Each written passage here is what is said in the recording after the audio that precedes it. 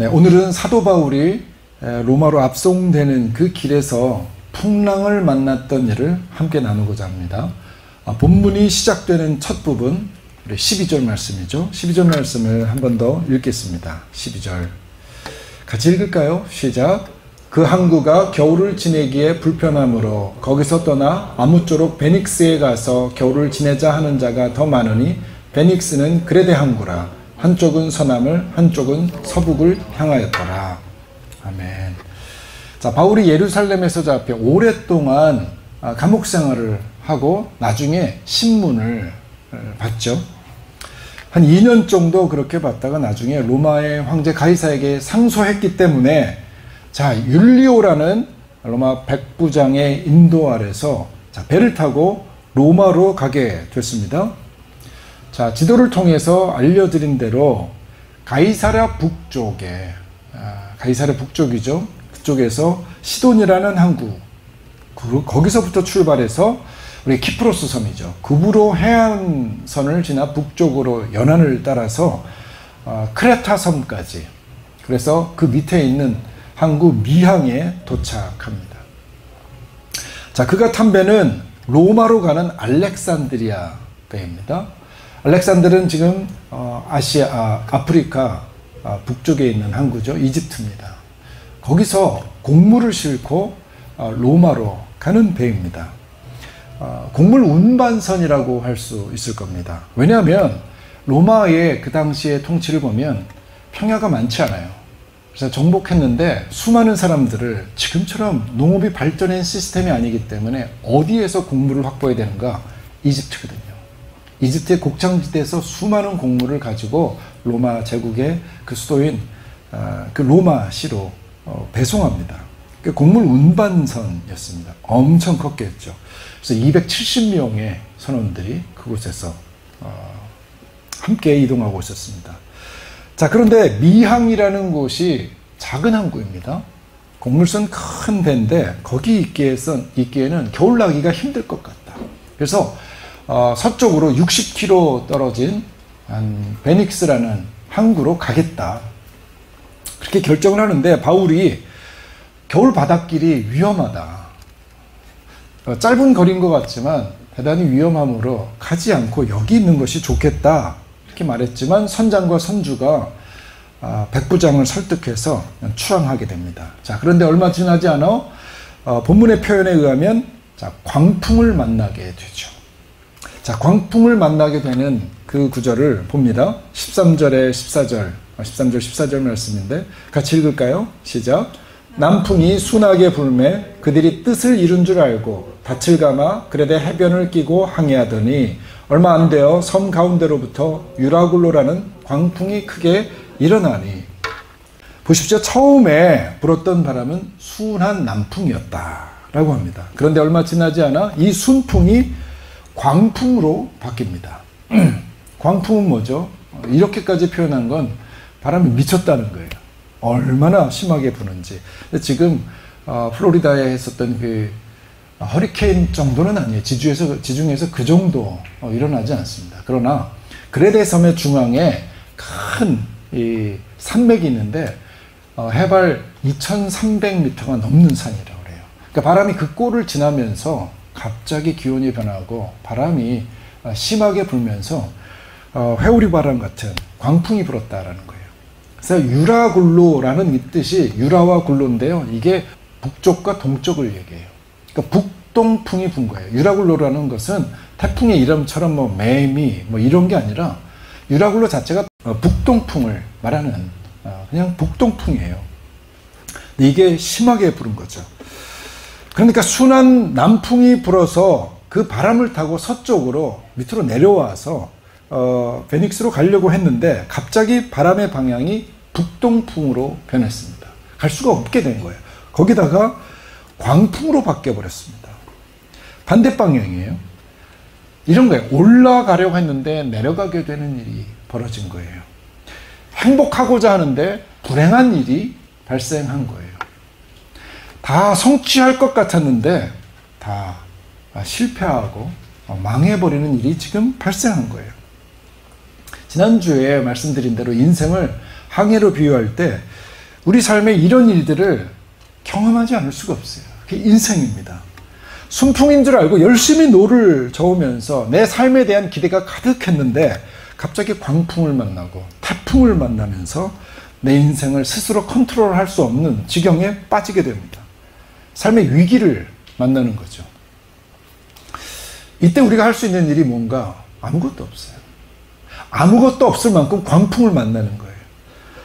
항해 전문가들인 선원들조차 배가 밀리게 되니까 그냥 손을 놓고 운명에 맡기는 그 형세에 지금 다다랐습니다. 그게 전부예요. 15절에서 17절까지의 말씀인데요. 제가 읽습니다. 배가 밀려서 바람을 맞춰 갈 수가 없어 가는 대로 두고 쫓겨가다가 가우다라는 작은 섬 아래로 지나 간신히 거루를 잡아 끌어올리고 줄을 가지고 선체를 둘러감고 스르디스에 걸릴까 두려워하여 연장을 내리고 그냥 쫓겨가더니 15절에 쫓겨갑니다. 그런데도 어떻게 할 수가 없어서 간신히 거루가 잘 뭔지 모르겠어요. 거루를 잡아서 끌어올립니다. 돛은 아닌 것 같은데 하여튼 끌어올려요. 줄을 가지고 선체를 둘러쌉니다. 그리고 무서워서 스르디스라는 사실은 아프리카 북쪽이죠. 아프리카 북쪽에 있는 지중해에 모래톱이 있었다고 그래요. 이 배가 모래톱에 걸리면 빠져나올 수가 없는 거예요. 그 바다 가운데서 모래톱에 걸렸기 때문에 그냥 모두 다 죽을 수밖에 없는 거죠. 이 일에 대해서 선원들은 다 알고 있었기 때문에 두려워합니다. 쫓겨가다가 쫓겨가더니, 쫓긴다는 표현이 2번이나 등장하죠. 광풍이 일면 어쩔 수 없습니다. 아무런 방법이 없습니다. 그냥 쫓겨갑니다. 속수무책이죠. 스르디스라는 큰 재앙을 만날 수도 있다는 거예요. 여러분, 인생의 풍랑이 일어날 때, 인생이라는 항해 속에서 내가 풍랑을 만날 때 우리가 배우게 되는 주님의 교훈은요, 인생의 핸들을 쥐고 있는 것이 사실은 내가 아니라는 사실을 깨닫게 되는 거예요. 우리가 지난 몇 년간 코로나 팬데믹이 왔을 때 우리 기억이 생생하지 않습니까? 온 세상이 멈췄어요. 락다운이 뭔지를 그때 알았어요. 세상이 멈춘다는 게 무엇인지 우리가 다 경험했습니다. 온 세상이 그대로 정말 멈췄습니다. 실제로 코로나 기간에 목숨을 잃은 사람들의 이 통계를 전 세계적으로 봤는데 350만 명을 하지만 워싱턴대에서 조사한 바에 의하면 사실은 그 2배였다. 700만 명이 여러분 그 시기에 코로나 때문에 운명을 달리했습니다. 갑작스러운 죽음을 맞이한 거예요. 여러분, 내가 계획했던 일이 아니지 않습니까? 인생의 바다에서 여러분, 우리가 광풍을 만나는 일을 우리는 예상하지 못해요. 갑작스런 암 통보를 받기도 합니다. 또 상대방의 실수예요. 내 실수가 아니에요. 교통사고를 당해서 목숨을 잃을 수도 있어요. 어느 날 갑자기 사업이 무너집니다. 직장에 해고를 당합니다. 가정이 파탄이 납니다. 여러분, 그러므로 우리가 광풍을 만났을 때 우리는 그저 자신이 잡은 키를 내려놓을 수밖에 없는 거죠. 그리고 하나님께서 내 인생의 주도권을 가질 수 있도록 내어드리게 됩니다. 그게 지혜라는 사실을 배우게 돼요. 인생의 풍랑을 만났을 때 정말 우리가 아무것도 할 수 없는 그 상황까지 떨어졌을 때 하나님은 그것을 통해서 내 삶의 주인이 네가 아니라는 것을 분명히 가르쳐 주십니다. 18절에서 20절 말씀인데요. 짧으니까 함께 읽길 바랍니다. 시작. 우리가 풍랑으로 심히 애쓰다가 이튿날 사공들이 짐을 바다에 풀어버리고 사흘째 되는 날에 배의 기구를 그들의 손으로 내버리니라. 여러 날 동안 해도 별도 보이지 아니하고 큰 풍랑이 그대로 있음에 구원의 여망마저 없어졌더라. 이 배에는 인생의 주도권을 하나님께 내어드린 사람들이 함께 타고 있었다라는 게 18절에 지금 등장하고 있어요. 우리가 풍랑으로 심히 애썼다. 그리고 그들과 다른 사람들, 사공들이 또 나오죠. 그러니까 사공들과 대치된 우리들이 있었다는 거예요. 그 우리들이 누군가? 사도 바울만 갔던 게 아니라 사도 바울의 일행이 있었는데 우리가 누구예요? 지금 저자 누가도 이 배에 함께 타고 있었던 거죠. 뿐만 아니라 함께 고생을 하고 있었던 우리 27장 처음에 나온 2절에 아리스다고라는 제자가 있었죠. 아리스다고도 지금 함께 합니다. 세 사람이 우리가 되어서 바울과 함께 지금 로마로 끌려갑니다. 저는 바울도 하나님의 사람입니다만 저는 인간적으로 개인적으로 누가와 아리스다고가 정말 훌륭한 사람이 아닌가, 바울보다 더 훌륭하게 여겨집니다. 그러니까 바울은 붙잡혀서 이송되는 몸이 죄인으로 지금 간다 그렇게 치더라도 이 두 사람은 바울을 돕고자 그냥 동행하는 사람들이거든요. 이 고난을 피할 수도 있었던 사람들이에요. 그런데 주를 사랑하는 그 마음으로 바울을 섬기기 위해서 동행한 겁니다. 중요한 것은 이런 사람들도 풍랑으로 인해 고통을 당하고 있었다는 거예요. 애를 썼다. 여러분 훌륭한 신앙을 가지고 있고요. 그리고 믿음으로 잘 산다고 해도 평안한 삶을 선택하는 삶이 아니라 동역자와 함께 복음의 짐을 짊어지는 이 모습 정말 훌륭하죠. 스스로 고난의 길에 뛰어들었습니다. 바울 자신도 그렇고 이 두 사람도 고난의 길에 함께 뛰어듭니다. 자, 선원들은 자기 생명을 구하기 위해 다른 짐들을 바다에 던지기 시작하죠. 자신들의 손으로 자신들의 물건을 버리는 일이 지금 벌어지고 있습니다. 전체 인원이 270명이나 됐으니까 개인적인 짐들도 얼마나 많았겠어요. 공용 짐들도 있었겠죠. 근데 항해하는데 필요하지 않다. 사는 게 중요하니까 다 버립니다. 그것 가지고도 안 되는 것 같아요. 아직도 배가 무겁다 싶으니까 그 다음 날 3일째 되는 날은 배의 기구들 덫이나 다시나 그런 걸 다 내어버리는 거예요. 모두 포기하는 거죠. 나중에 38절에 의하면 본인들이 돈을 벌기 위해 실었던 그 곡물들까지도 다 버리게 됩니다. 여러분 자신들이 지금 돈 벌려고 곡물들을 다 쌓아서 가져가는데 이거를 버려야 되는 그 심정, 마음이 찢어지죠. 아프겠죠. 왜냐하면 이 배를 지금 타고 가는 목적이 이 곡물들을 운송해서 돈을 받으려고, 돈 받으려고 한 거 아니에요? 근데 이것을 다 포기해야 되는 상황이에요. 실패한 인생처럼. 그러나 이 상황에서 정말 중요한 것이 무엇인지 이들은 이제 선택해야 되는 거예요.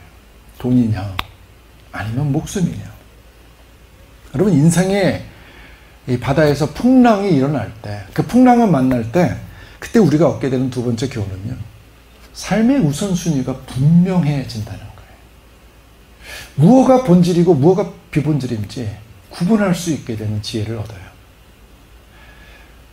여러분 평상시에 몰라요. 그런데 위기의 순간에 우리는 알아요. 내 삶에 무엇이 중요한지. 15분이라는 연극이 있습니다. 15 minutes라는 연극이 있는데요. 30세의 똑똑한 유학생이 공부를 마치고 박사학위 논문을 심사만 남겨놓고 있는 상황이었다고 그래요. 우리 유학생들 사이에서 했었던 연극이에요. 그가 박사학위 논문의 심사만 기다리면서 이제 논문을 다 쓰게 됐으니까 사랑하는 여인과 함께 살려고, 결혼하려고 장로님의 허락만 기다리고 있었어요. 그런데 그 전부터 몸이 너무 안 좋았거든요. 이참에 병원에 가서 한 진단을 받아봐야 되겠다 했는데 의사가 전체 진단을 하더니 깜짝 놀라서 당신은 너무 늦게 왔습니다. 이제 당신 몸에 병이 너무 퍼져서 당신의 삶이 15분밖에 남지 않았습니다. 라는 말을 합니다. 청년이 공포에 떨죠. 연극이에요. 통곡을 합니다. 근데 벽에 걸려있는 시계를 보니까 벌써 1분, 2분 지나갑니다. 근데 밖에서 소리가 들립니다. 편지요!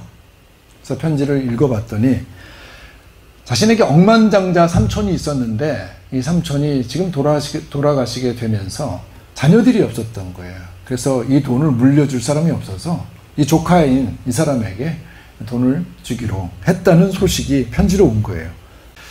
그 사이 시간은 또 흘러갑니다. 5분이 지났어요. 이제 10분밖에 남지 않았어요. 그때 또 편지가 옵니다.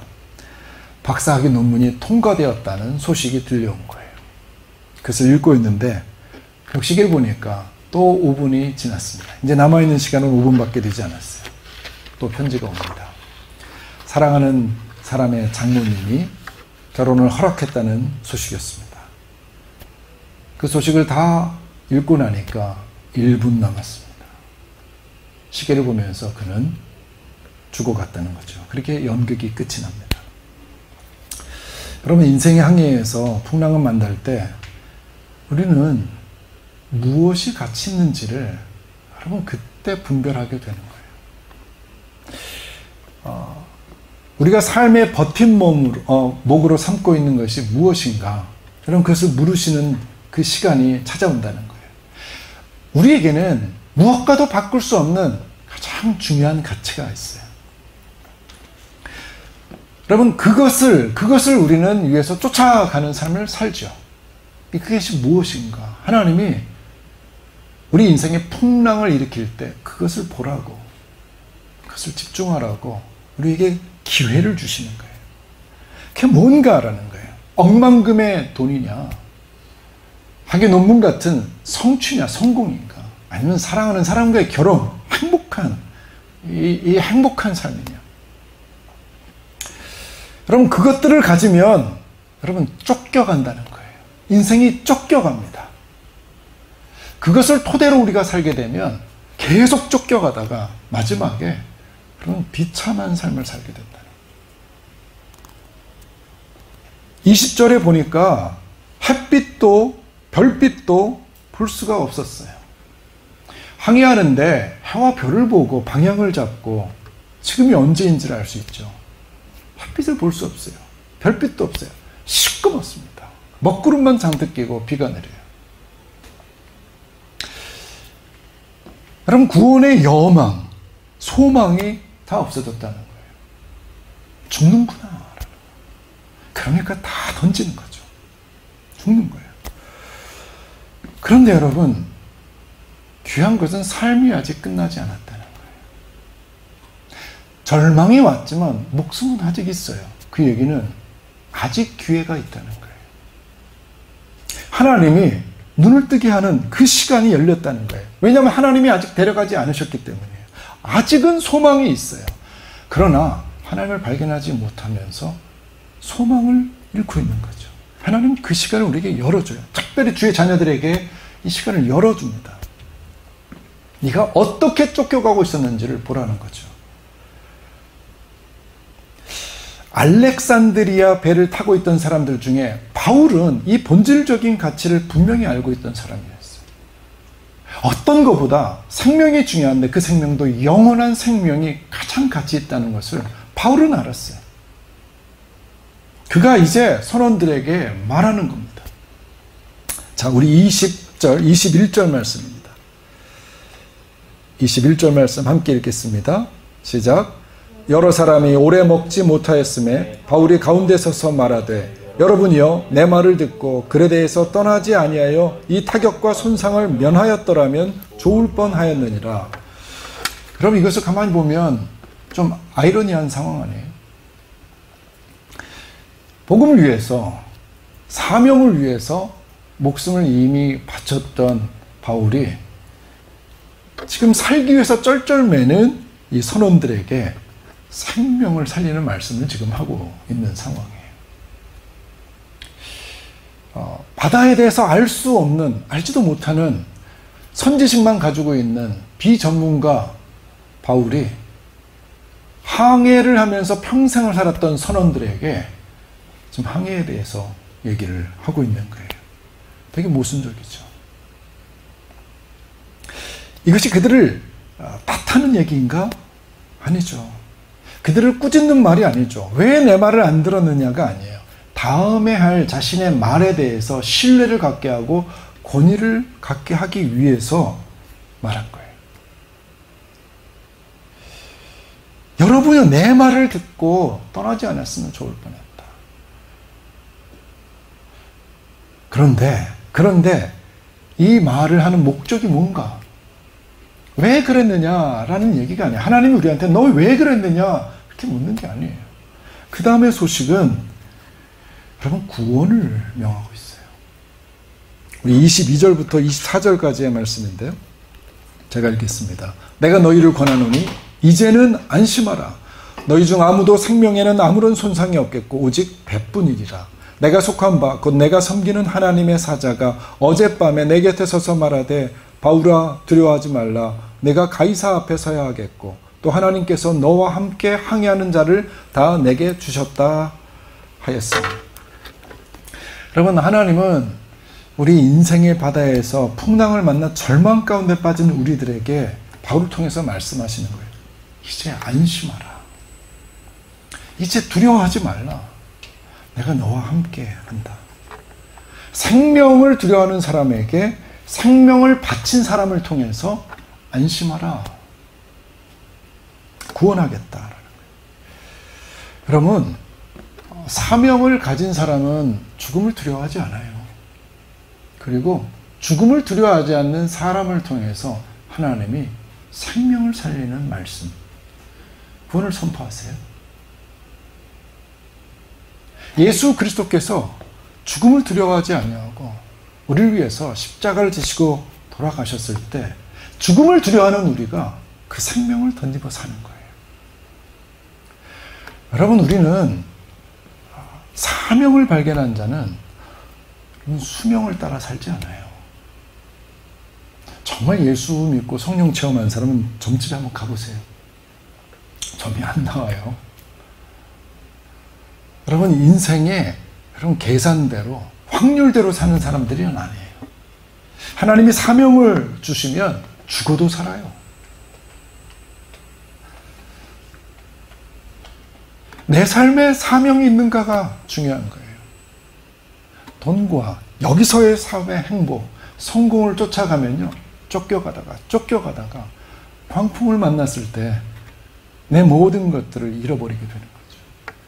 그러나 바울을 보십시오. 이미 죽은 몸이에요.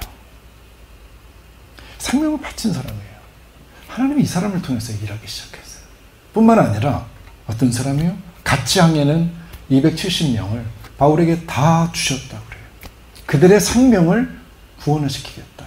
누구를 통해서? 사명자를 통해서.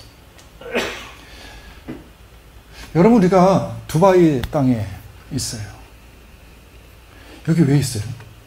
여기서 무슨 항해를 하고 있어요? 여러분, 우리가 쫓겨가는 삶, 그 삶 속에서 우리는 광풍을 만날 수 있어요. 여러분, 함께 주 앞에 사명을 발견하고 사명을 감당한다면 여러분, 여기 많은 사람들이 우리 때문에 살아나요. 이들을 살리기 위해서 우리가 눈물을 쏟을 수 있어요. 애를 쓸 수 있어요. 풍랑으로 심히 애쓸 수 있어요. 그러나 그것이 우리를 두렵게 하진 않아요. 우리는 사명자이기 때문에. 사명이 없을 때 우리 가운데 두려움이 오는 거죠. 우리 마지막 25절, 26절 말씀 같이 한번 읽겠습니다. 시작. 그러므로 여러분이여 안심하라. 나는 내게 말씀하신 그대로 되리라고 하나님을 믿노라. 그런즉 우리가 반드시 한 섬에 걸리리라 하더라. 자신은 목숨을 내놨는데 하나님이 우리 바울을 통해서 많은 사람들을 구원할 계획을 환상 속에 하나님께 사자를 보내서 말씀해 주셨습니다. 그러므로 그 확신 속에 있는 바울은 얘기합니다. 여러분이요, 안심하라. 당신들이 내 말을 듣지 않았지만, 그래서 이렇게 됐지만 이제 내 말을 들을 수 있느냐. 어제 하나님의 사자가 나타나셨다. 그렇게 말씀하셨다. 이제 내 말을 신뢰한다면 당신들은 안심하라. 나는 하나님을 믿는다. 여러분, 우리를 위해 살지 않아요. 여러분, 바울은 사명이 있었어요.